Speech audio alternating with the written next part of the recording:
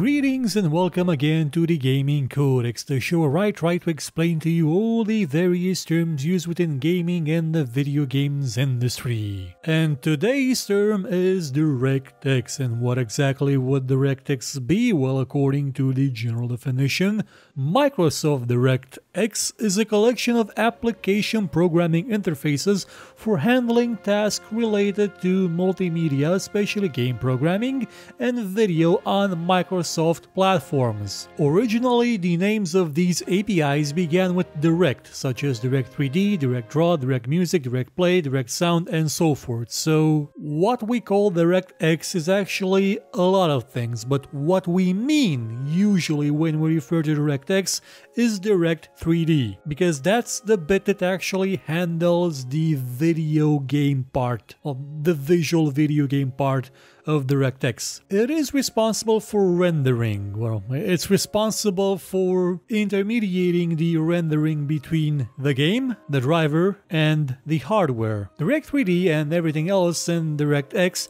came about around the development of Windows 95. On account of Windows 95 and to a certain point 3.1 were not all that great for games. The initial API that Microsoft made, called WinG, was capable of almost running Doom, at the same speed it could be run on the same machine under DOS. This happened because Windows was built to have a more restrictive way of allowing people access to the hardware. It didn't actually allow proper control of the entire memory space of every feature.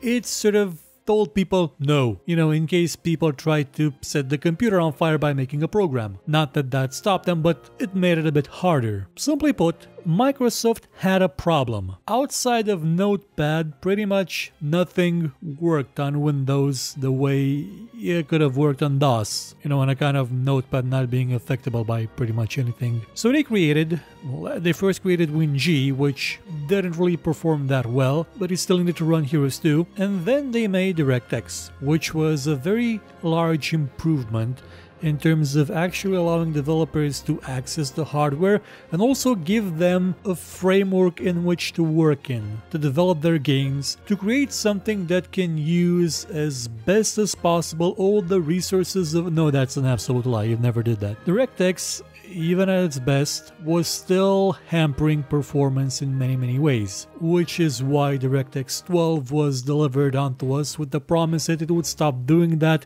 and actually allow proper access to all the resources, or at least to the CPU. The CPU especially is a problem because up until DirectX 9 there wasn't actually any real proper kind of intended support for more than one core. So the performance boost that came with hyperthreading or with two cores from older systems came pretty much from a lot of the tasks that were running in the background being offloaded to the other core, not necessarily from the game being able to use multiple cores, which they didn't for most of the time. With time, DirectX did improve quite a lot. I mean, it did exceed the performance a game could get through DOS, but it never was what you would call the greatest ever. There's even a story, a legend if you will, a myth, that you can hear for yourself if you listen to the Viva La Resolution song by George Sanger, aka the Fat Man, and that story goes something like this. Microsoft was about to demo DirectX 1 or 2 at the Computer Game Developers Conference. It was a big event, gigantic event. They had rides, they had roller coasters, they had thrown away a bunch of money hosting that thing. And they gave the developers frisbees and something called GAC, which I think is a sort of goo, on account of the logo for DirectX back then, looking a bit like goo, green slime, that kind of stuff. And I had all these developers in the theater, seated, excited to see what DirectX was gonna be, and when they tried to demo it, it crashed. And according to the legend, to the myth, that's when all the game developers started throwing frisbees and GAC at the stage. you had Microsoft executives hiding behind the computers, yelling, "We gave you GAC, you can't do this to us." I'm not sure if that's true, but it is amazing. Microsoft hated it, so it probably is. Now, what is the popular definition of DirectX? Well, that would be the thing that makes the game work. And yeah, it is. On Windows, usually it is absolutely the thing that makes the game work. Without it, you have no way of playing the game. The instructions coded within the game engine interface directly with DirectX. And it's not just about the graphics. If it was just about the graphics, OpenGL would have had possibly the same kind of success that DirectX did on Windows. But DirectX did more than just graphics. Even though we refer to Direct3D when we say DirectX, DirectX also includes 2D graphics, it includes video, or did at one point I think. It included support for controllers, for wheels, for joysticks, for network play, and very important, for sound. Up to a point, there was direct sound, which was then replaced with X audio without Microsoft properly communicating this to sound card manufacturers when the push came to switch to Windows Vista, and that's why every sound card stopped working at around 2006. Also, they kind of sort of removed direct input, because who wants to have a standard that supports, so what was it, 6 axes or 7 axes, 10 axes, and about 100 buttons, when you can just have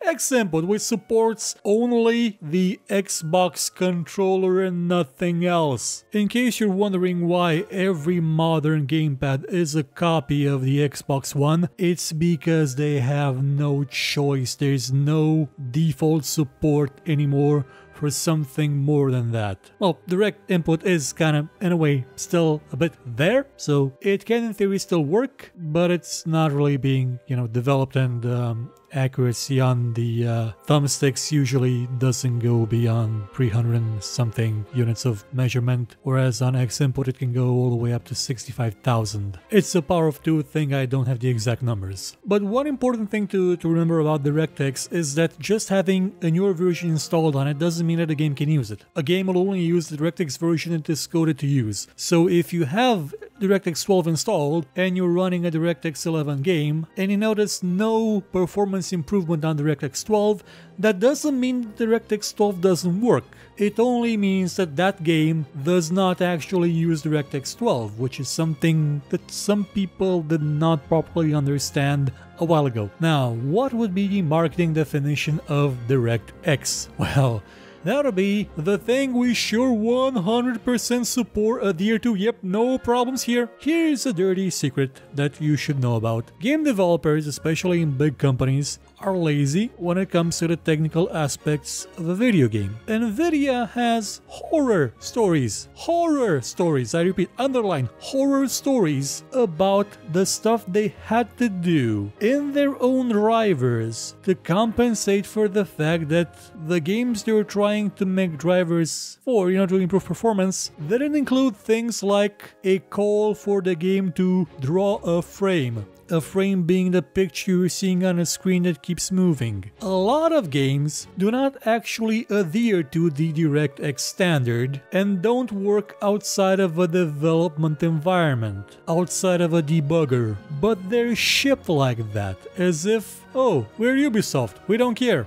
Now, I can't remember exactly if Ubisoft was named in that reveal a while ago about the drivers and the DirectX 12 thing, but I sort of feel like they would be, or they would have been, on account of the crap they used to pull. DirectX as an API is still going to be around for some time, on account of it being backed by Microsoft and being at the core of both Windows and the Xbox platform. After all, the Xbox, the initial one, was going to be just called the DirectX box, but they went a more direct route and called it the Xbox. You'd think that, being the way it is, ports would have been better back in the day, but again, some companies just did not care, which we hope will change with DirectX 12, since it's putting a lot more of the emphasis on the developer themselves, not the people making the video graphics driver. DirectX 12 gives them the opportunity to improve performance by better managing their resources, by better optimizing the game, by actually delivering on the promise of being able to utilize most of the resources of a system properly. Sort of. There is a conspiracy theory that DirectX 12 is just a knee-jerk reaction by Microsoft to the announcement of Mantle by AMD and its subsequent release way before DirectX 12 was actually functional, somehow. So closes this chapter in the Gaming Codex. Come back next time when we will have another talk about graphics APIs. Goodbye.